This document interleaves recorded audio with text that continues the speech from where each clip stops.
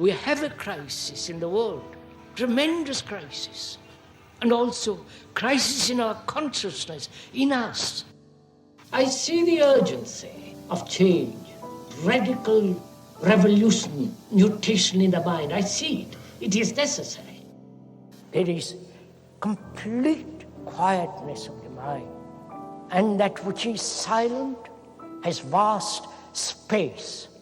Only then that which is nameless comes into being. This is Urgency of Change, the Krishnamurti podcast.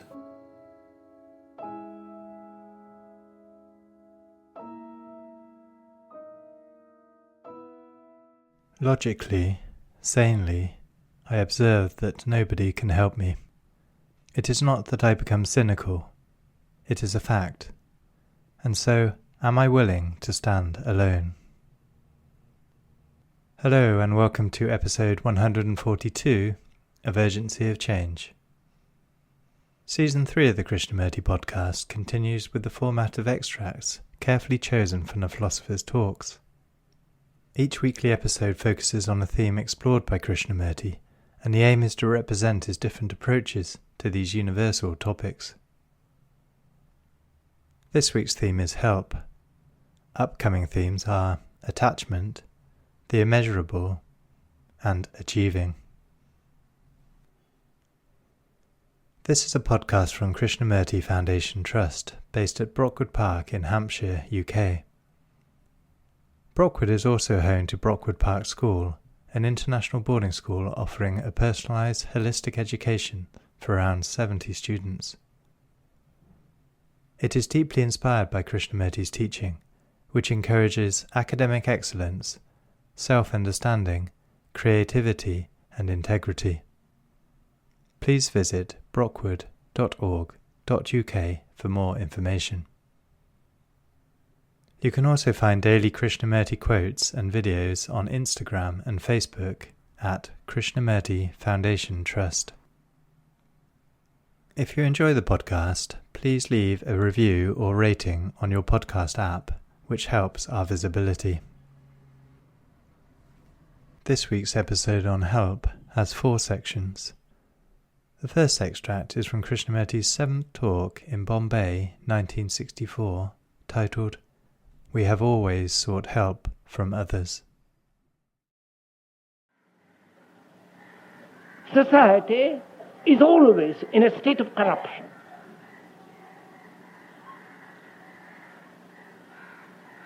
And it behoves us to find out for ourselves how to come out of this corruption. Because you know what's happening in this country, as in the world. From the highest political office to the lowest, there is corruption.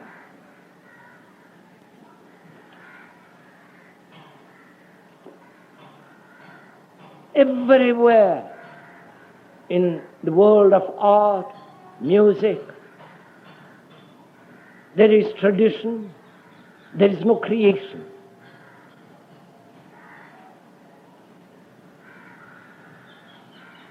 Religion, as it is practiced now, is absolutely meaningless and utterly disastrous for man. It has no meaning. It's an escape from actual life of boredom, of fear. And all the rituals with their priests have no meaning whatsoever, though momentarily they give a kind of sensation. And the worship of authority as the guru, as the leader, will lead man nowhere, for they deny totally freedom.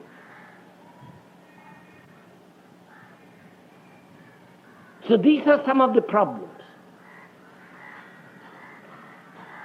that first, there is no freedom.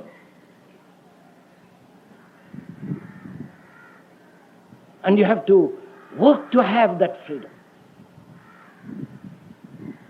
Because it's only in freedom that you can discover what is true. You will not have freedom either through any form of government, communist, socialist or otherwise. So governments are not going to solve your problems. Nor science. You may go to the moon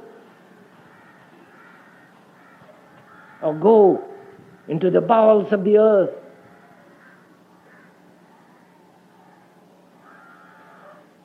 But the human mind will be the same, adjusting itself, modifying itself, carrying on a superficial level of corruption, modifying, adjusting, reforming. No, any social reformer, whatever his reputation, whatever his activity, is going to bring freedom to man. Every social reformation is the denial of the freedom of man, because he sustains the corruption of society. Probably you know all this. Probably you have vaguely thought about all this. And probably you find there is no way out of it.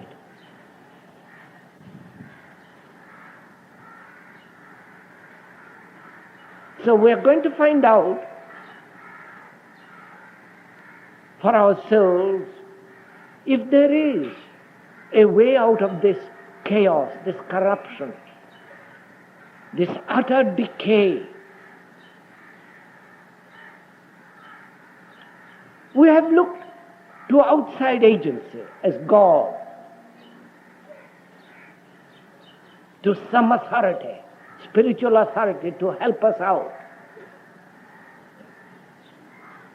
And this has been going on upon century, seeking aid from outside through prayers, through worship, through obedience, through the worship of a guru, of a saint, and blindly or intelligently following them.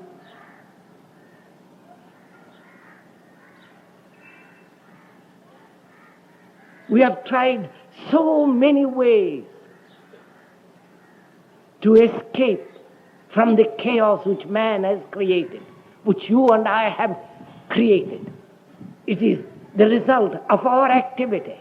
Society, which is relationship, is the result of your relationship with another. The environment has made you, and you have made the environment. So, seeing all this, what is man to do?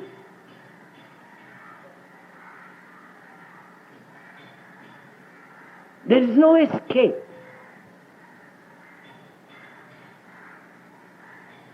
There is no outside agency. No gods. Nobody is going to come from Mars or Venus in flying saucers to save us.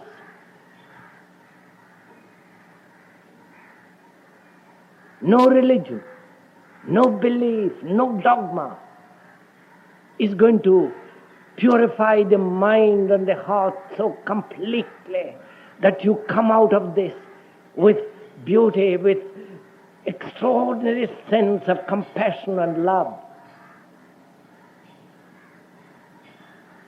So what is it that we can do? First, we must actually deny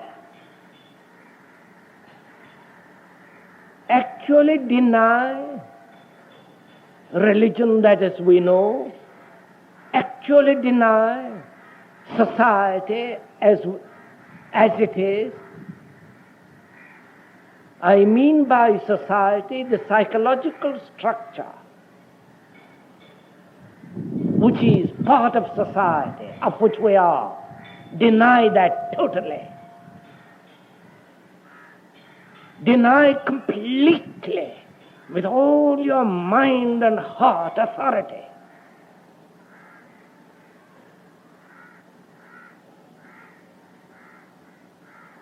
And deny entirely, ruthlessly, every demand of help.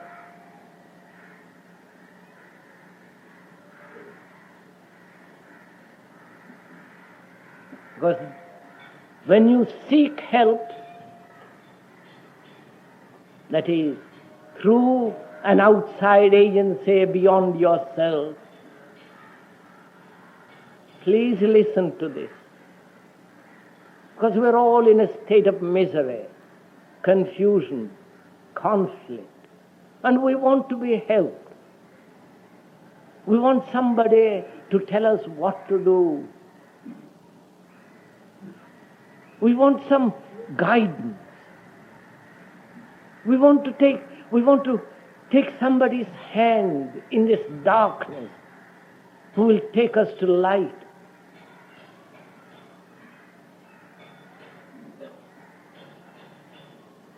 We are so confused. We don't know where to turn. Because education, religion, leaders, saints, and all these people have utterly failed. And yet, because we are in sorrow, because there is conflict and confusion, we look to somebody to help us. And probably that's why most of you are here, hoping some way to catch a glimpse of reality, hoping some way to be led to that beauty of life. Now, if you will kindly listen with your inner ear, with clarity, you will see that there is no help.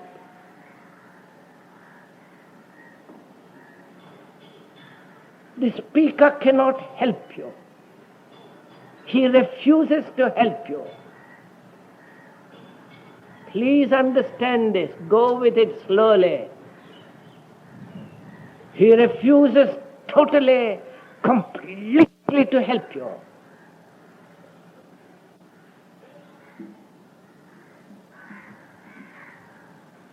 What you want is to sustain the corruption and live in corruption and to be helped in that corruption.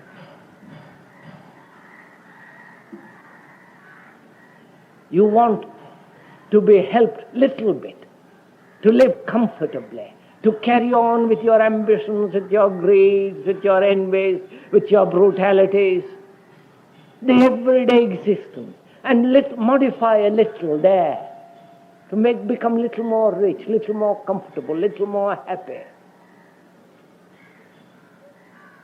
That's all you want. A better job, a better car,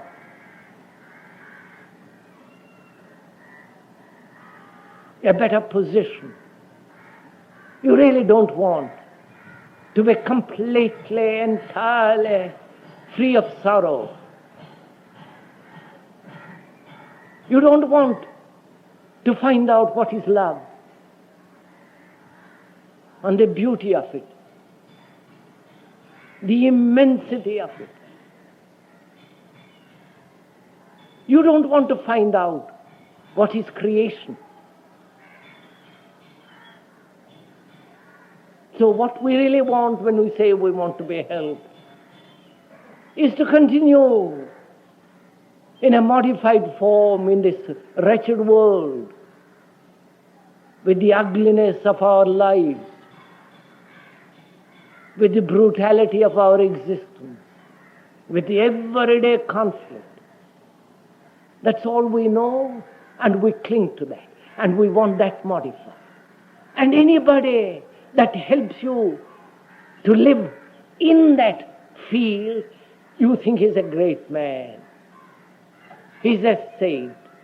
He's a marvelous savior. Therefore, the speaker says he is not giving help. And if you seek help from the speaker, you are lost. There is no help from anybody at any time. And that's a dreadful thing to realize for oneself. And you have to realize the appalling, frightening fact that you, as a human being, have to stand completely on your own feet. There are no Upanishads, no Gitas, no leaders, nothing that can save you. You have to save yourself. You know what that does when you realize that fact? And it is a fact. When you actually realize that fact, either you sink further in your corruption, or that very fact gives you tremendous energy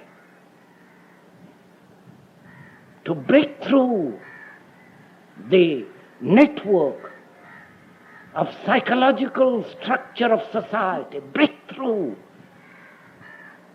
shattering everything.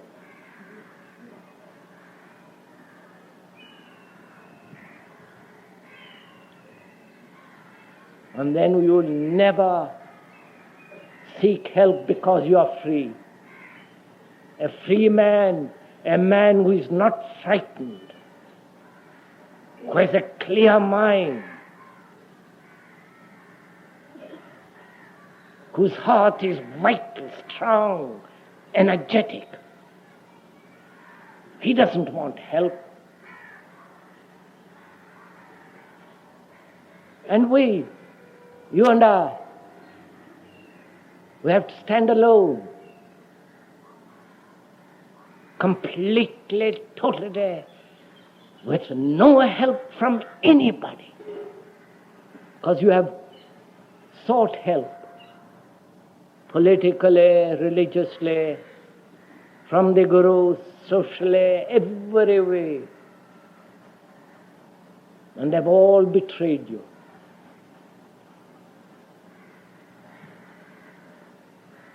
There have been revolutions, political, economic revolutions, communism, social revolutions.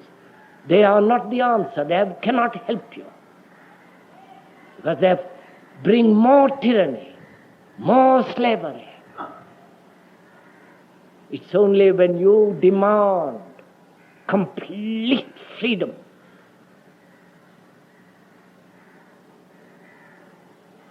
and sustain that freedom,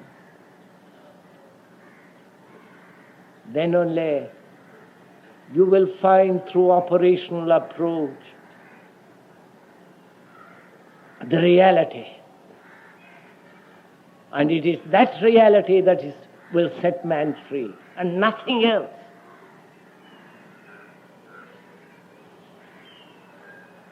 And it is one of the most difficult things to realize this, that you have to stand completely alone by yourself, entirely.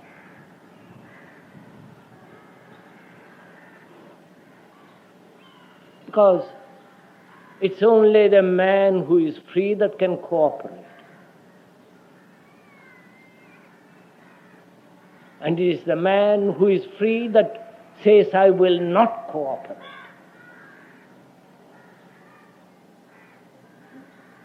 Because cooperation implies,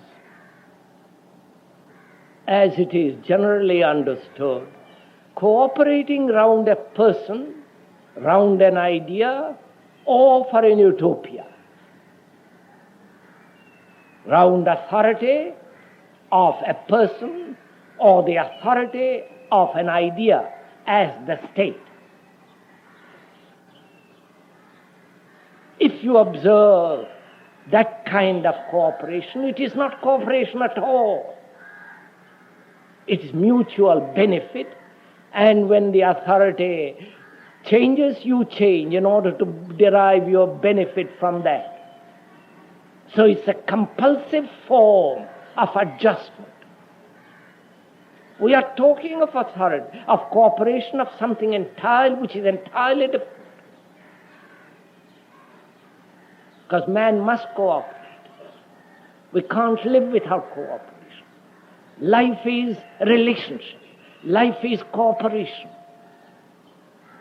You and I cannot possibly exist without cooperation. But to cooperate, there must be freedom. You must be free and I must be free to cooperate.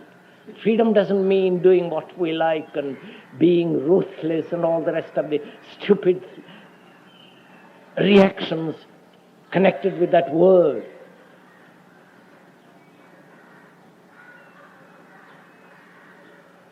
Because it's only the man who is free to love,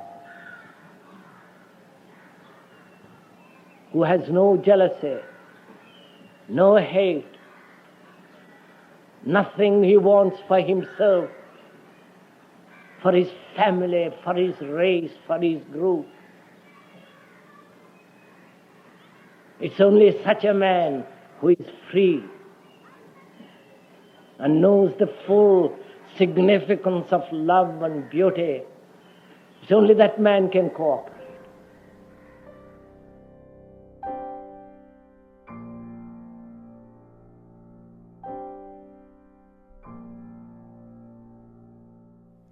The second extract is from the first question and answer meeting at Brockwood Park in 1981, titled, Why Do I Ask for Help from Another?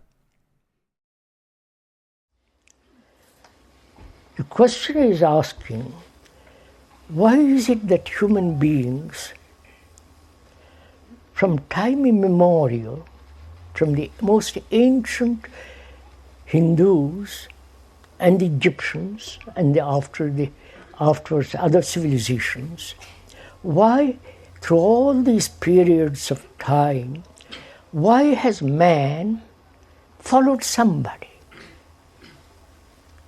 A political leader, a general, a high priest, a psychologist, a philosopher. Why? What is it in the mind of the human being that says, he knows I don't?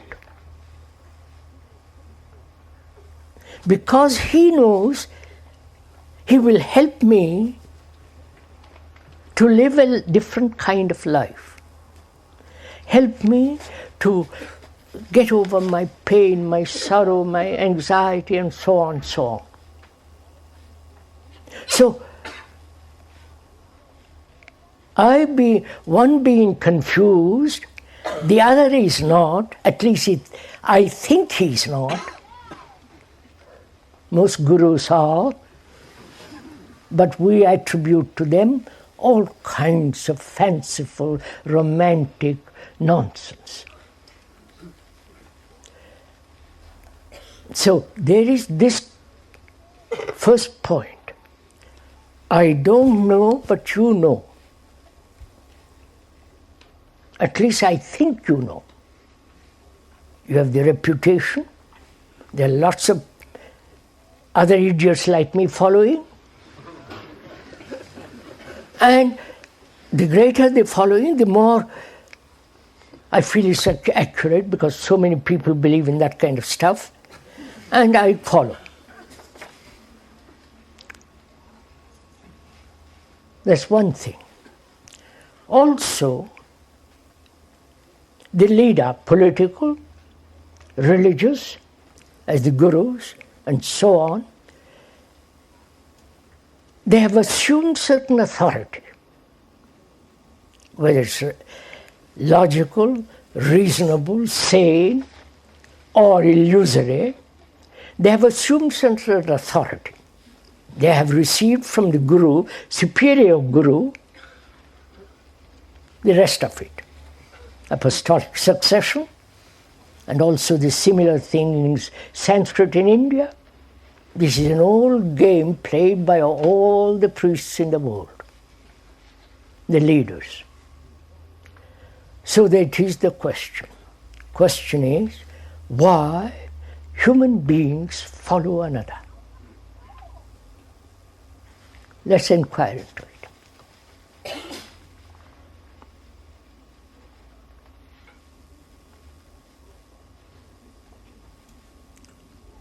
Is it because we are not clear? We are confused.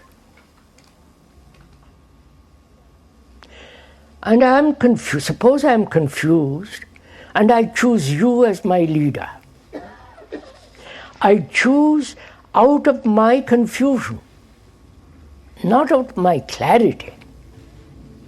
Please see the sanity of it first, the logic of it, and then you can throw it out if you disagree. I am confused. My brain is in state of contradiction. I'm frightened. I have no psychological security. I come to you because you have certain authority, certain dress, certain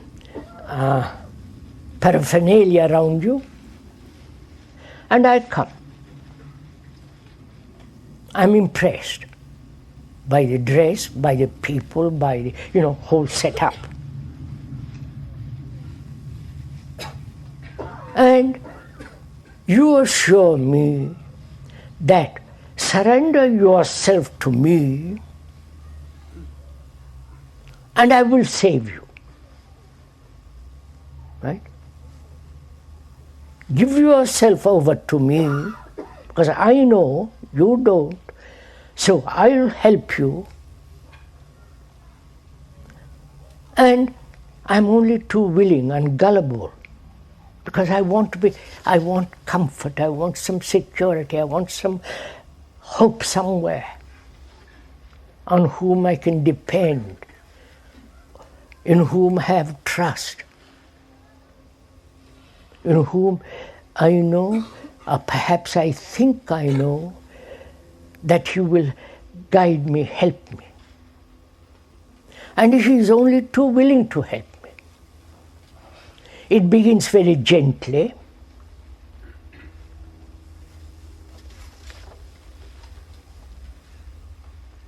There is the inner circle, the outer circle, and the outer and outer circles.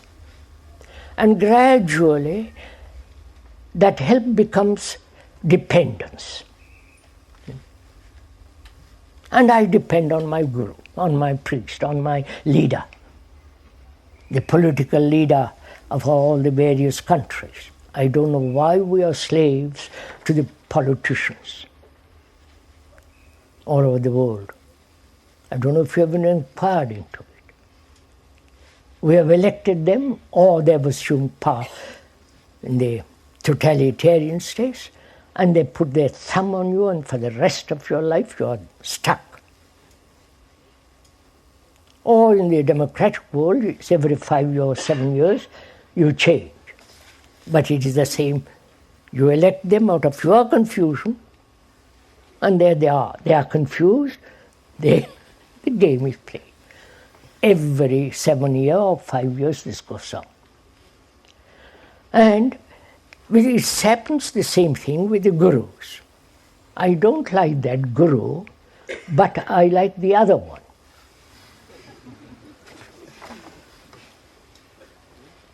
He's more indulgent. He allows me to do what I like.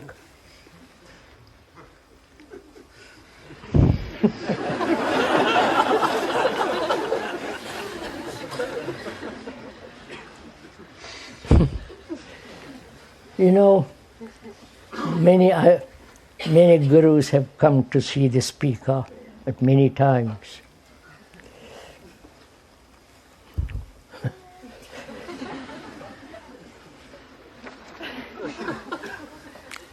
The funniest one of them was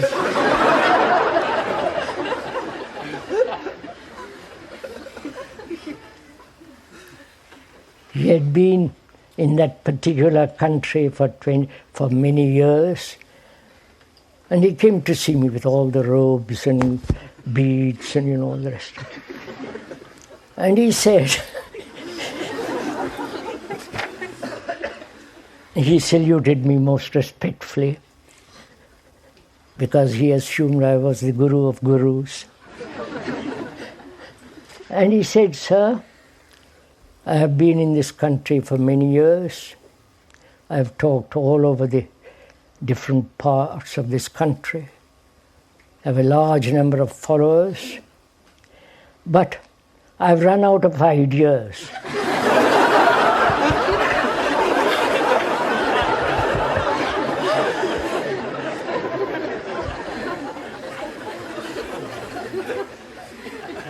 So I've come to you, and so please give me some ideas.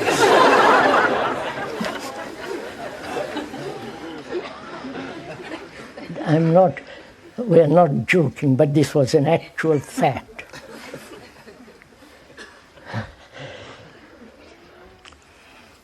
You see, when we have really understood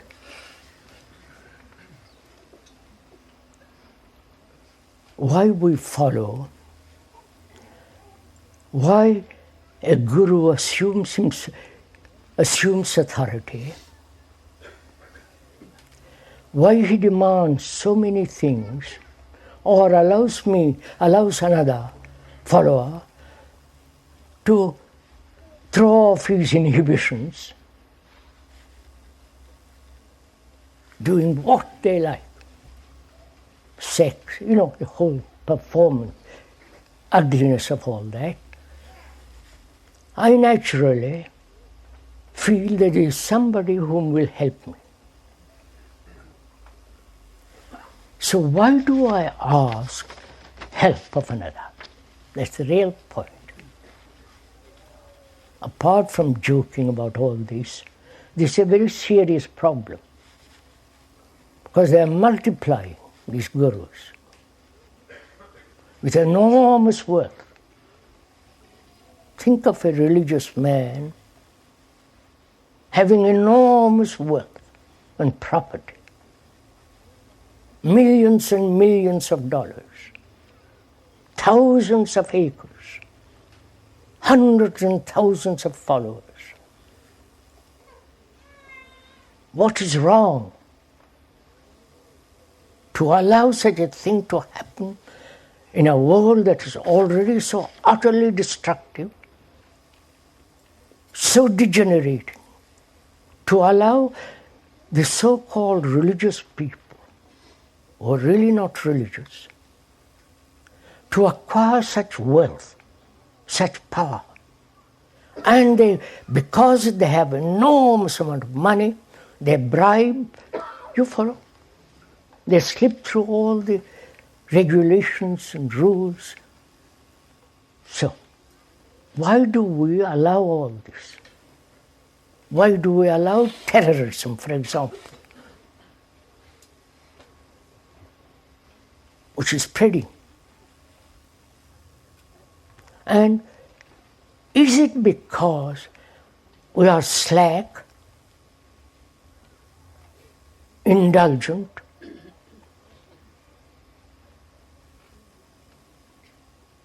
What does it matter? Indifference. Or do we really want to find somebody to help you? Some honest man, not a guru. They merely repeat over and over. You've seen all this. Luke says, I'm not attacking anybody personally. I hope, please, I wouldn't do that. But I have, during all these over 60 years, I've watched this. One cult after another, one guru after another. More and more wealth accumulated.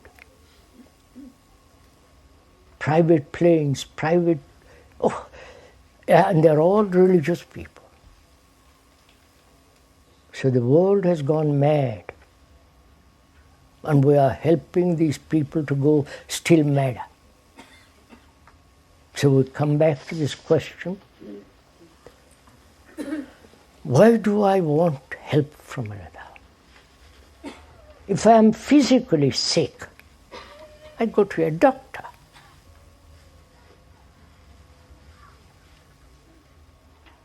If I have cancer, I consult specialists. He puts me on a table or kills me or the end of it. But psychologically, we're also diseased. Psychologically, inwardly, we are wounded people.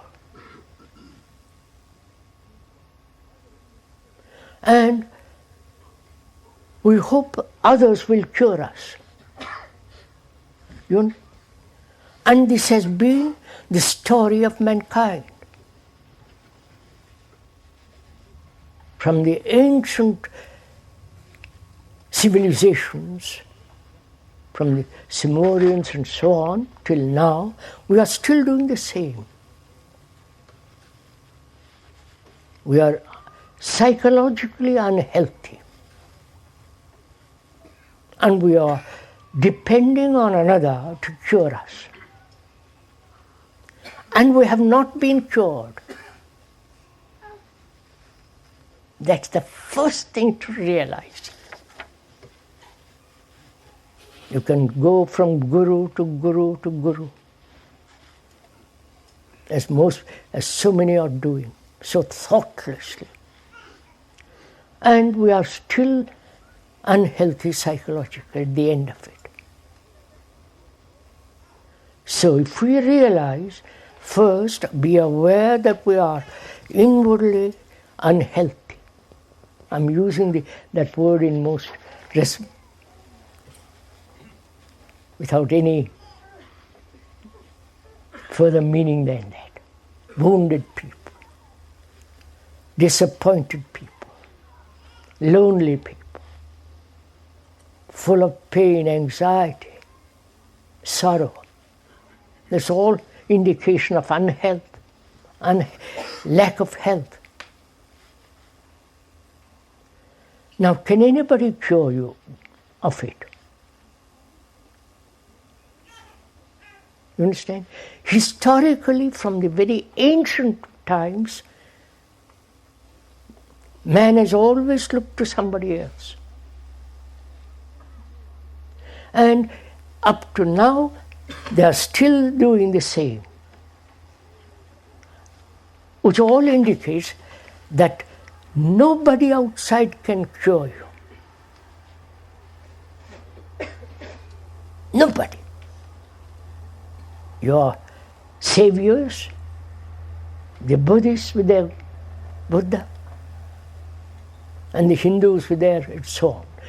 None of them have succeeded and will ever succeed in bringing about psychological sanity, rationality.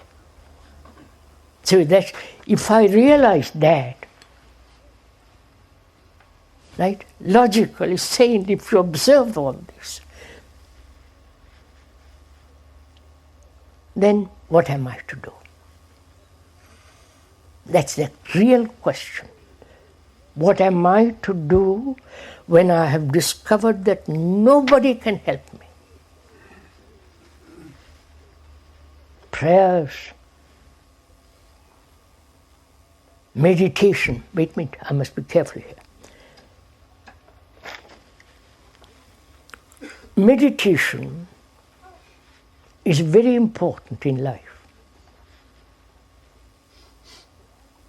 But that meditation must come after putting the house in order.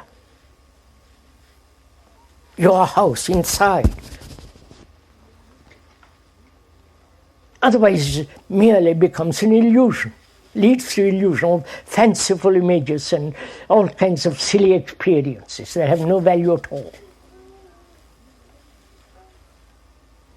Meditation has got immense significance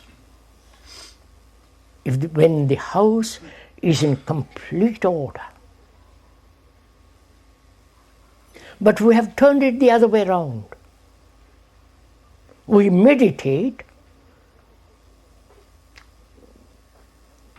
hoping to put the house in order.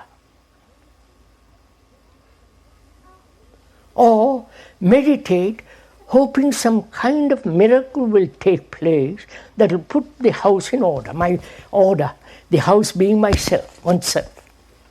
The other way around, you follow? That's what I won't go into it. The speaker generally talks about meditation at the end of the talks. He has done this purposely because all that he has said previously is to bring about order in the house. A man who is frightened is pursuing pleasure. He can meditate till he is blue in the face, stand on his head cross-legged, do all kinds of things that have been prescribed by the innumerable gurus. He'll still be what he is. Perhaps little modified, but basically he's still frightened entity. So we are saying begin the other way around. Then meditation is a marvelous thing, which we'll talk about next Sunday. That's not an enticement.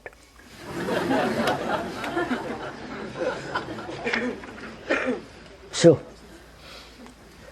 if I cannot depend on anybody to heal my wounds, my state of psychological health, I have to look to myself. I cannot depend on anybody. Right? Or when I say that, am I frightened? Please inquire with me into this question. When I say to myself, I must stand alone. Nobody can help me. Because I have realized, I've been through various gurus, studied, prayed, meditated. At the end of it all, I am what I have been when I started. So, logically, sanely, I observe that nobody can help me. It is not that I become cynical. It's a fact. And am I willing to stand alone?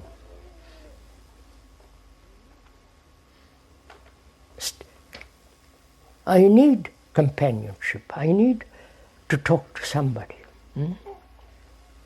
But they're not going to become my gurus. They'll be my friends, but I'll talk about it. But I realize deeply I cannot depend. I depend on the postman, the milkman, and so on.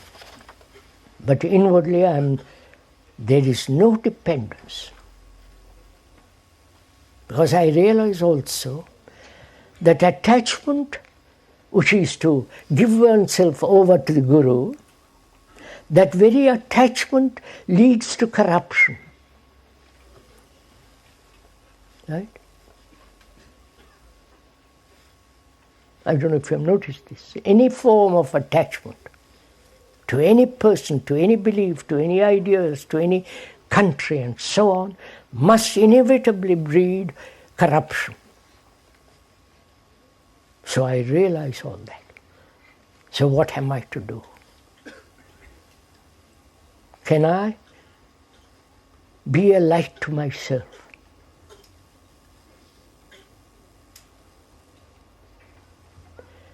I am not a light to myself now.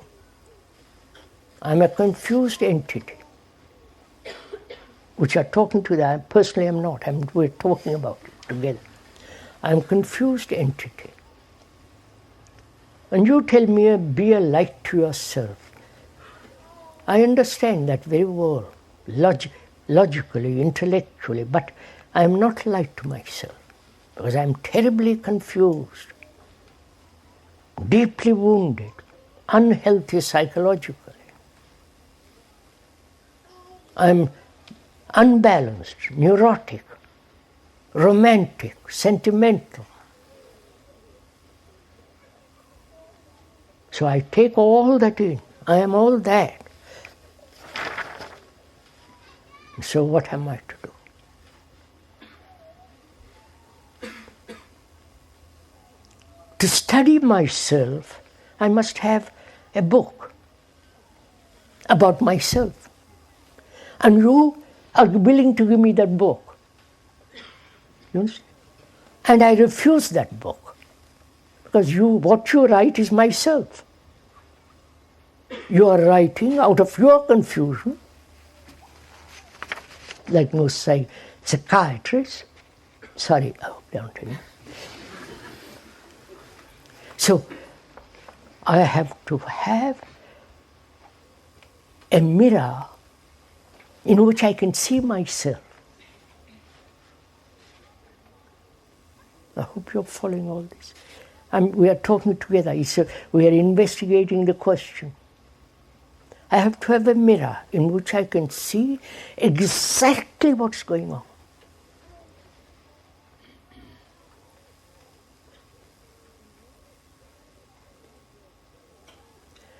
And no hardware store is going to supply that mirror. No shop, no good. You follow? I have pushed aside all that. So I must have a mirror in which I see myself accurately, without any distortion. What is that mirror? We are inquiring, please, I'm not telling you. We are inquiring. That mirror is the relationship. Relationship with my neighbor or with my wife. That's the only relationship I have. In that relationship, which is the mirror, I see myself as I am, jealous, anxious, frightened, possessive, attached, hurt, anxious.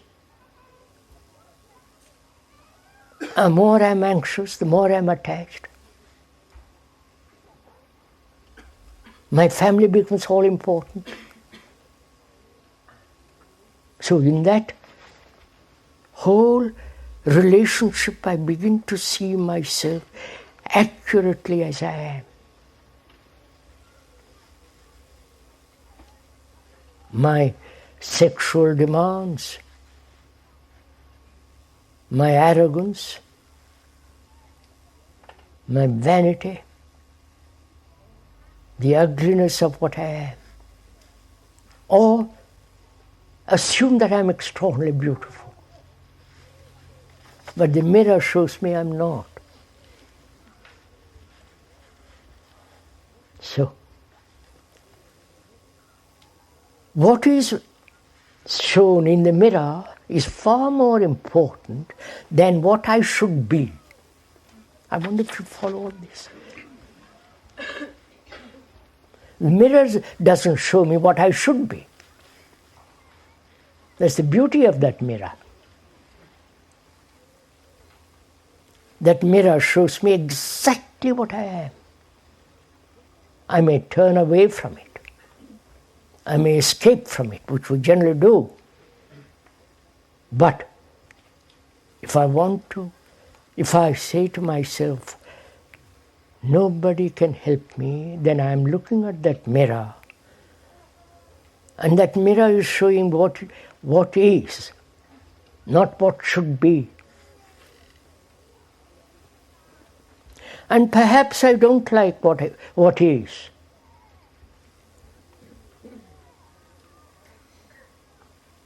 And the psychologists and others say, express yourself as you are, immediately. And again I depend. So I'm all the time aware that people are trying to brainwash me according to their own pattern, and I refuse.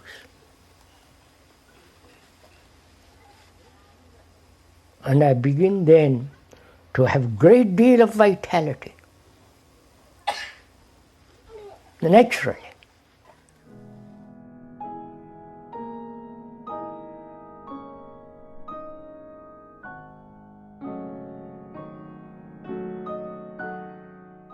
The third extract is from the second question and answer meeting in Saanen, 1984, titled, Can Anybody Help You? I would like to cry out for help, but how can one be helped, in quotes, to freedom? I would like to cry out for help, but how can one be helped, in quotation, to freedom?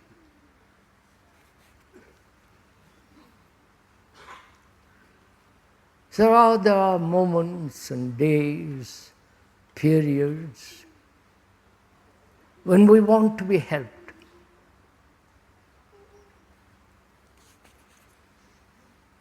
We want to be helped when we go to a doctor.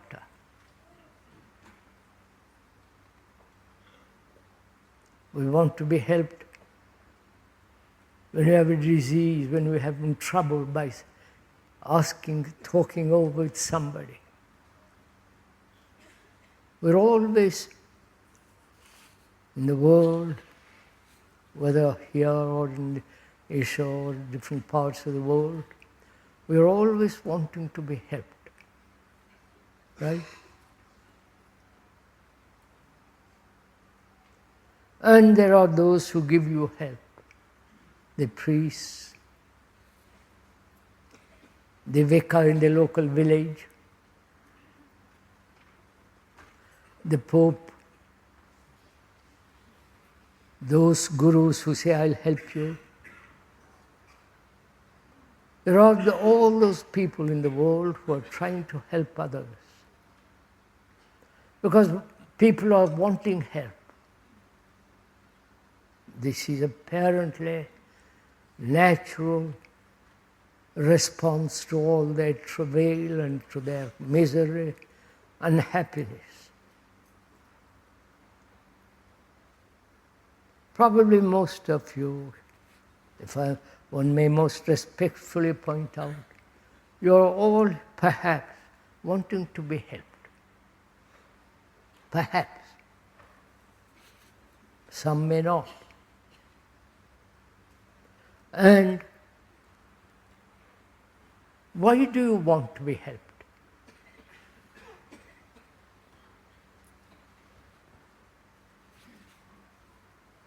Who is to help one?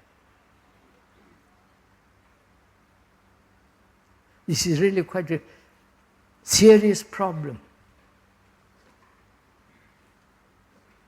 We have been helped by leaders, quotes leader, helped by priests, by psychologists, by therapeutists, by various literature, right? The craving, the human craving, is crying to be helped. Why? This has been going on not only during our lifetime, it's been going on from the beginning of man, wanting to be helped. Or want to not only from another, helped by another, but also pray to God, to some symbol, to something crying out for to be helped. And this we have been doing for thousands and thousands of years. Political leaders, social leaders, and so on. Gurus with their absurdities. All this has been going on. And we have not been helped. Right? To be helped means to become strong. Not depend on anybody.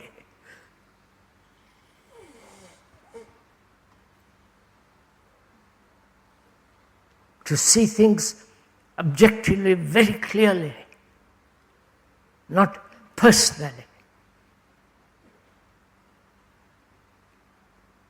And because we are rather indolent, we are so easily satisfied. But most of us are discontent. Discontentment is like a flame. We want to smother it. We don't keep that flame alive. Because it's too troublesome. It might bring about destruction. Not destruction, revolutionary, physical destruction, but the destruction of one's own pettiness, one's own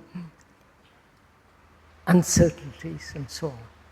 So, we want to be helped.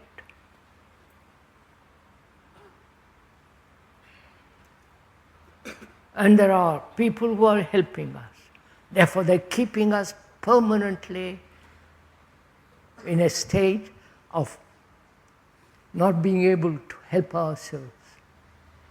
Right? Is it possible not to look to another?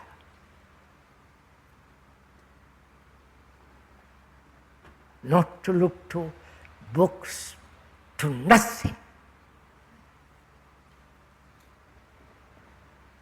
Because what you are is the result of being helped.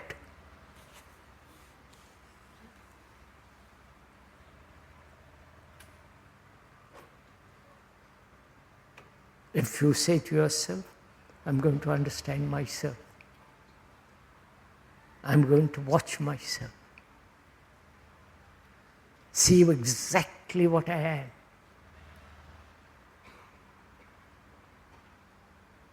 not get depressed seeing what you are, or elated, but just to observe. And this observation is very simple. If you really want, You're not seeking help from anybody. Therefore, you have to rely entirely on yourself, which means tremendous responsibility. And we don't want to be responsible.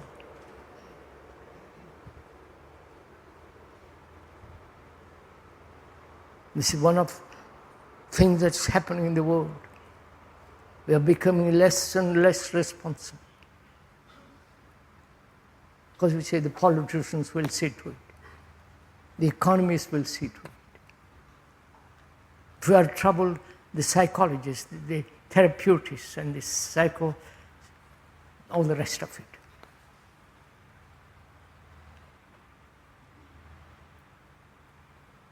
But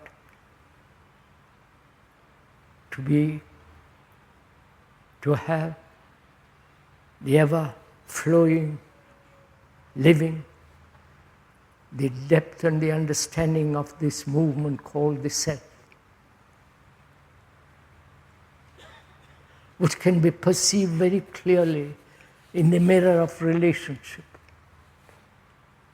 Right? You're following on? You can see yourself very clearly with your wife and in that relationship. Every reaction, every thought, every feeling. Not letting one thought escape, watching. Then you have immense strength. Then you don't rely on anybody. Because you are totally responsible for yourself, for your actions.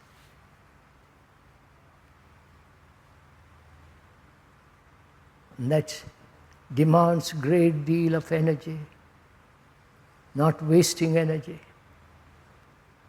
Chattering, talk. You follow? All that. And very few will do all this, unfortunately. Because we are all rather slack. Forgive the speaker for you if he uses the word slack. And so the responsibility is on others, not on oneself, not for oneself. And if you ask for help, you are making yourself more and more feeble.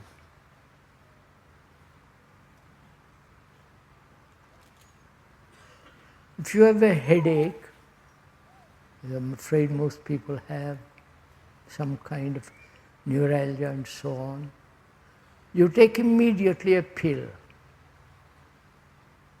But one doesn't go into the why it comes, what is the nature of it, why find out, work for it. You understand? See that it doesn't happen. You may be eating wrongly, doing, etc., etc. We never go to the cause of things. Where there is a cause, there is an end to it. You understand me?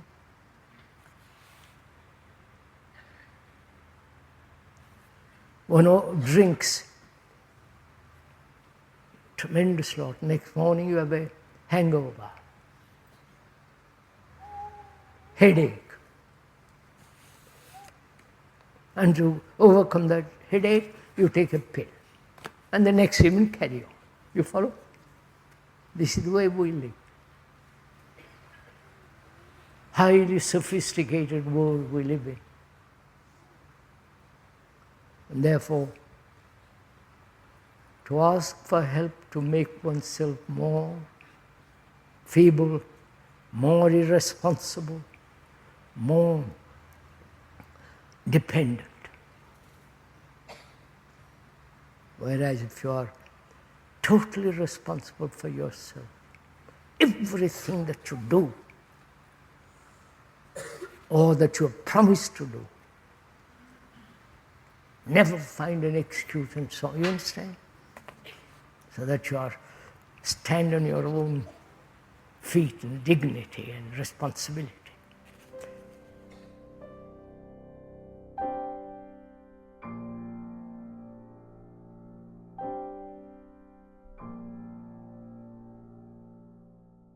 The final extract in this episode is from the 13th talk in Ojai, 1949, titled Wanting to Help Others.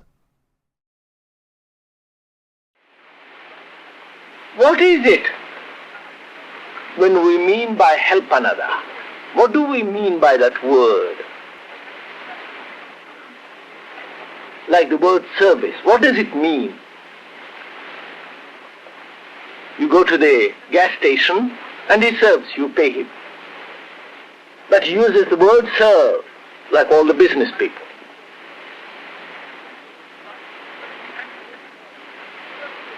All the commercial people use that word. And he's not, those who also wish to serve, they are not also the same spirit. They want to help if you give them also something. That is, they want to help you in order to fulfill themselves.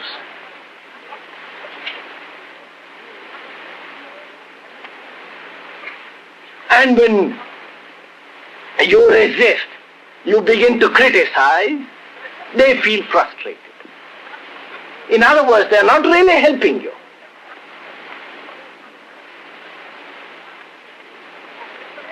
Through help, through service, they are fulfilling themselves. In other words, they are seeking self-fulfillment under the guise of help and service, which when thwarted, gets angry, begins to gossip, begins to tear you to pieces. Which is obvious fact, is it not?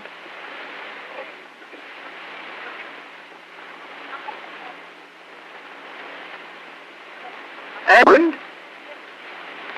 can you not help and serve another without asking anything?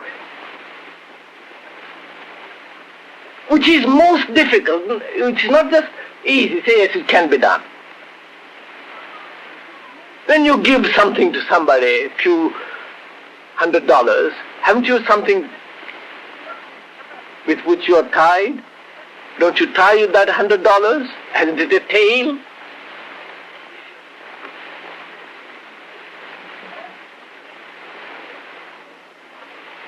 Can you give and forget?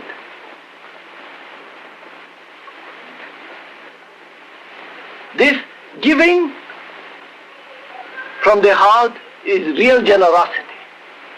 But the generosity of the hand has always something to be held. It holds.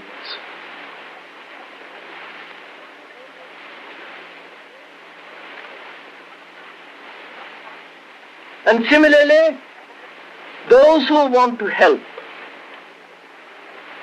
when they are prevented for various reasons, feel frustrated, feel lost. They won't stand criticism. It's misrepresented, mistranslated, misinterpreted. Because through their anxiety to help you, they are fulfilling themselves. So the problem is there self-fulfillment? Is it not? From that arises next question. Is there self-fulfillment?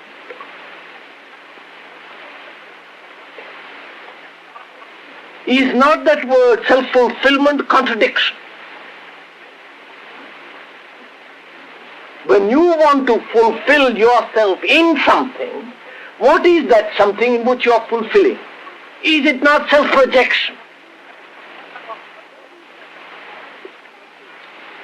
Say, I want to help you. I use the word help, but which covers my desire for self-fulfillment. What happens when I have such a desire? I neither help you nor fulfill.